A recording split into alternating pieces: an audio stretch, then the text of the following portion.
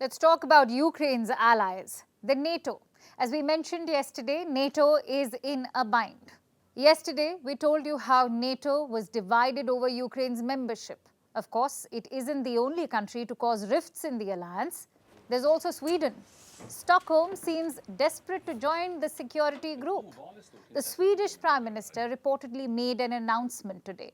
He said Sweden will allow NATO to base troops on its territory even before it formally joins. This seems like a last-ditch attempt to get over the line and join the security alliance. Sweden wants to officially be welcomed during the next NATO summit. That will take place in Lithuania's capital, Vilnius, on July 11. Sweden announced that it wanted to join NATO last year, but its membership has been stalled by Turkey and Hungary. Most of the resistance is from Turkey. Ankara has accused Stockholm of harboring what it calls terrorists. These are Kurdish people who are part of the Kurdistan Workers' Party or PKK. Ankara calls it a terror group and says Sweden is allowing it to thrive. So far, Turkey has vetoed the Nordic nations' membership. Well, it seems Sweden is making desperate moves to secure entry into NATO. And on Wednesday, it agreed to extradite a member of the Kurdistan Workers' Party to Turkey. This is part of the demands made by Turkish President Recep Tayyip Erdogan. Stockholm also enacted a new anti-terror law that targets the PKK. All of this is to appease Erdogan and get his nod to joining NATO. Sweden recently made this appeal to Turkey and Hungary. Listen it. Everything that we undertook to deliver during the Madrid summit is fulfilled, and it is time for Turkey and Hungary to start the ratification of the Swedish membership to NATO. That is the clear message that I will send, and I have already received before this meeting, clear signs of the commitment and the support that we feel from several of the NATO member states. And I believe that this will be reinforced during today's meeting as well. The appeal was echoed by NATO's Secretary General, Jens Stoltenberg. He was in Turkey a few days ago. He was there to convince Erdogan not to veto Sweden's membership. Sweden has taken significant concrete steps to meet Turkey's concerns.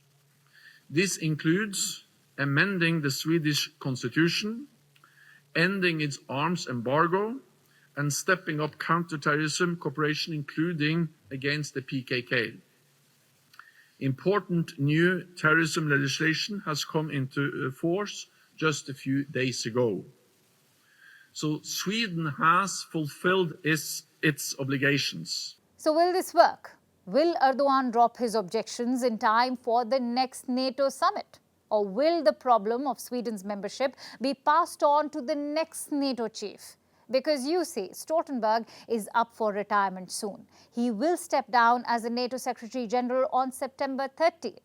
If he doesn't resolve the issue soon, Sweden will become his successor's headache. Who will that successor be? There hasn't been any announcement, but there are a number of possibilities. Reports say some NATO members want the next chief to be from Eastern Europe. It's the region closest to Ukraine and most at risk from Russian aggression. The Lithuanian and Estonian prime ministers are reportedly being considered. They also happen to be women, which would give NATO its first female chief. That adds to their chances. Another candidate in the running is Danish Prime Minister Mette Frederiksen. She's reportedly keen on the job and recently met US President Joe Biden in Washington. Another frontrunner is British Defense Secretary Ben Wallace. He's a former soldier and respected across the alliance. Rishi Sunak was in the US to meet Biden. He's expected to have talked up Wallace for the role.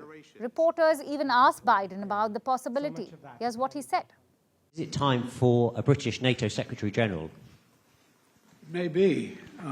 That remains to be seen. We're going to have to get a consensus within NATO to see that happen. They have a candidate who's a very qualified individual, but we're going to have we have a lot of discussion, not between us, but in NATO, to determine what the outcome of that will be. So Biden says NATO needs to come to a consensus.